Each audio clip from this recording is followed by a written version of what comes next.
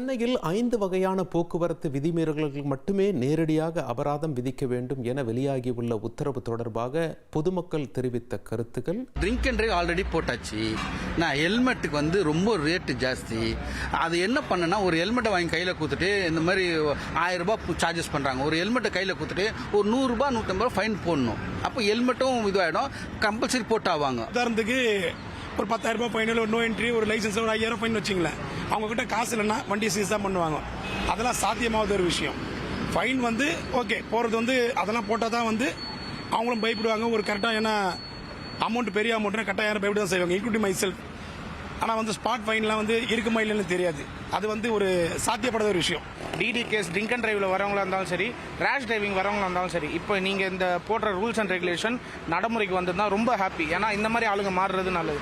மற்ற இதில் பொதுமக்கள் நிறைய பேர் மாட்டுவாங்களா, அதுக்கு என்ன சொல்ல போறீங்க? ஒன்றுமே பண்ண முடியாது. சட்டத்தை மக்கள் மதிக்கணும். சட்டத்தை மதிக்க மாட்டுறாங்க. போலீஸ் நின்னா மட்டும் ஹெல்மெட் போட்டுக்கிறாங்க, சந்தில் போனால் திருப்பி ஹெல்மெட் இல்லாமல் போகிறாங்க.